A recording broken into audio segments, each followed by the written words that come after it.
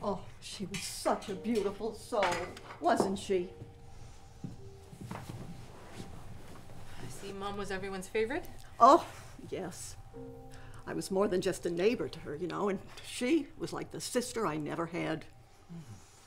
I'm glad to hear that she made such an impact. Oh, she definitely did.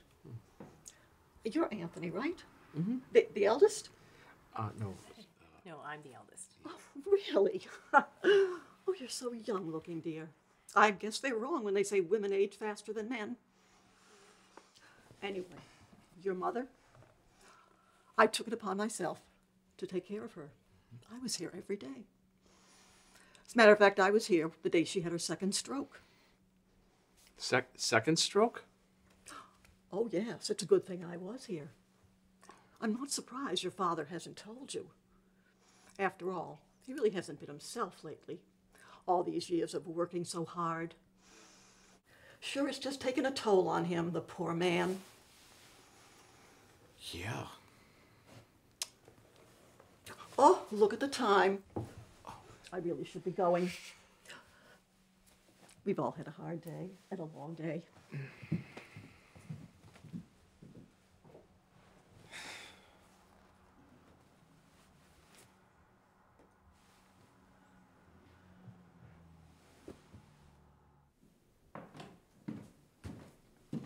Father.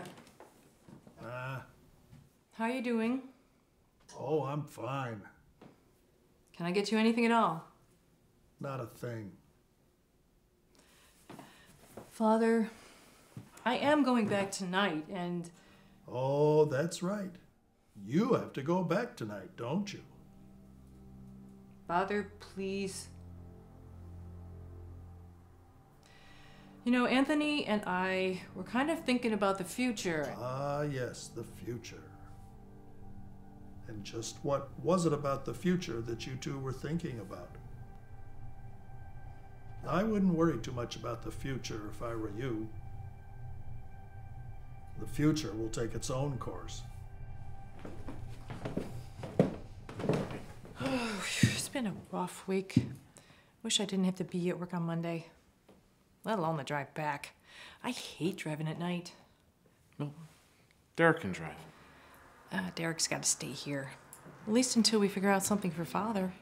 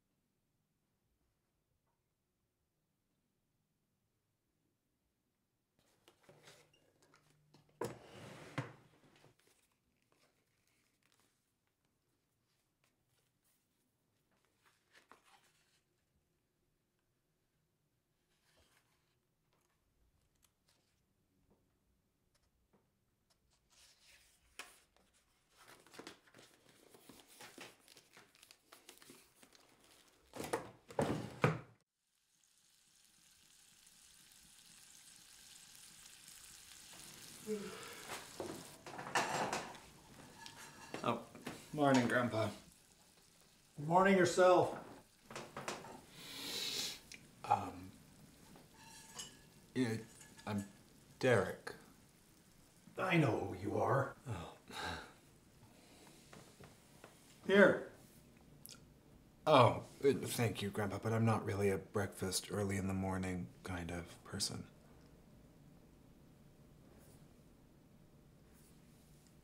Thanks.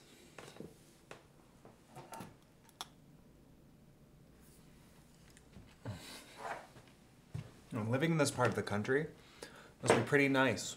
All the trees and everything, it's awesome. Now, I was thinking maybe I could stay with you for a couple of days. It would clear my mind from all the New York craziness.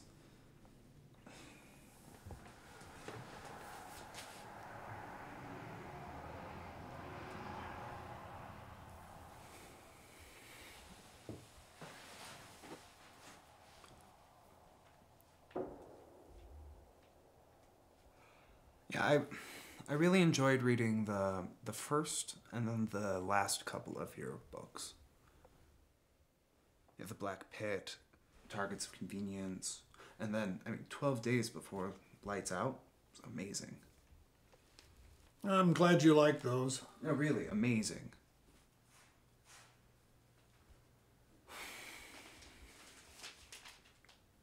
Yeah, writing is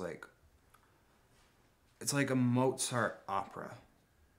You've got all these words that need a relationship to each other. All these incredible phrases that need to be stitched together. At the end of the day, you end up with this melody, and I don't know, it's hard to explain.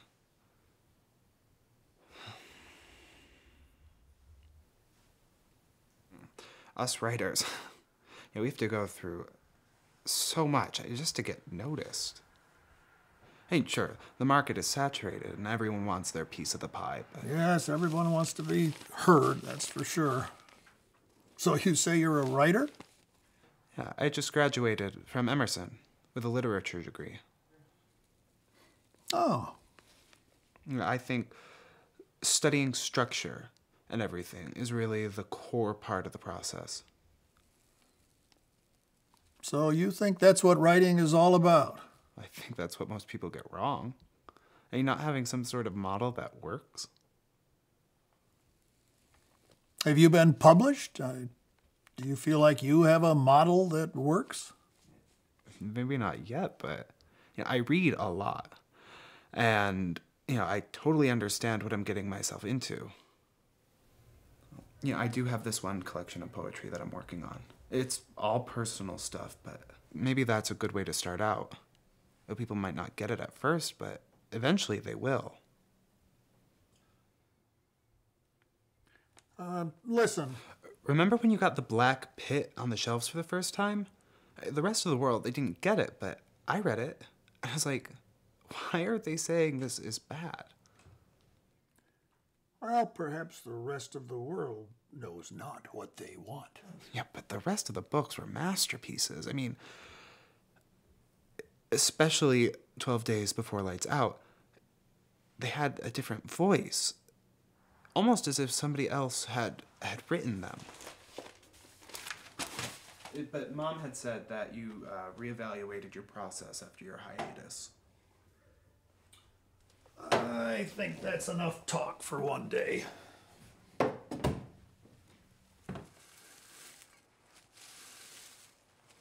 How can I help? No, I'm fine. Do you have a second rake? Look, why don't you take a walk or something? Make better use of your time. Maybe work on some of your poems. I'm still really curious about that last book.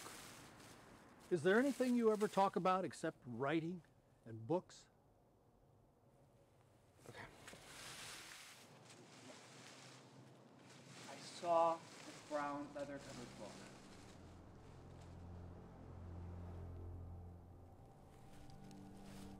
What did you say? You saw what? I saw the brown leather-covered book. The one in the study. What do you want from me, you worthless piece of crap? Why are you here? Grandpa, look, I don't like feeling like I'm clueless about what's happening in my own backyard. Why does the original manuscript have Grandma's name and not your name on the cover? Did she write all the other books too?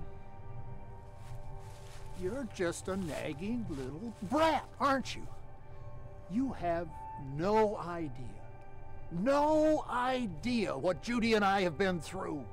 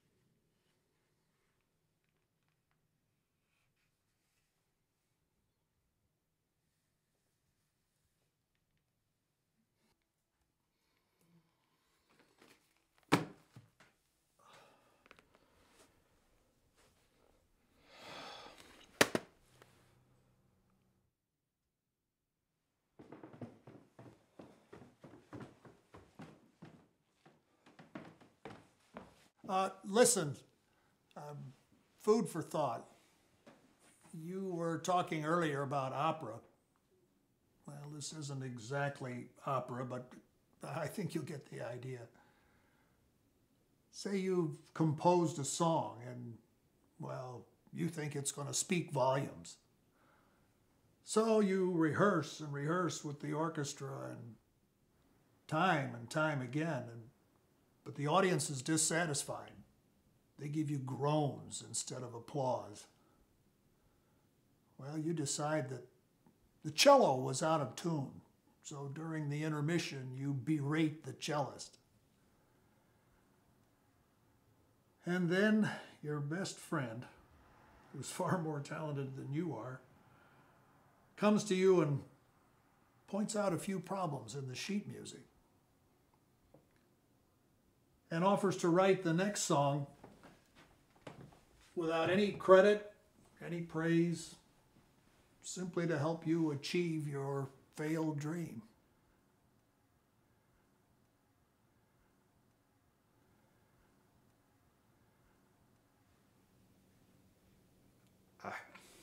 I might have overstepped. I was just curious. I understand where you're coming from. You were just trying to understand, well, why did he do this? Or why did he do that? But not in an accusing way. I'll tell you this, and you can take it for what it's worth or not.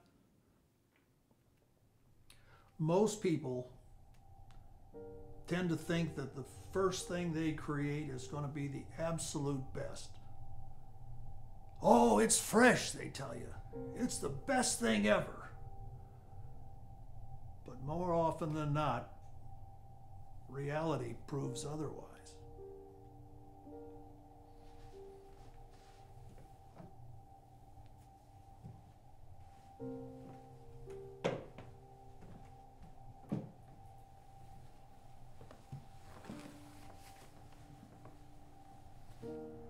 Would you like a piece of bacon?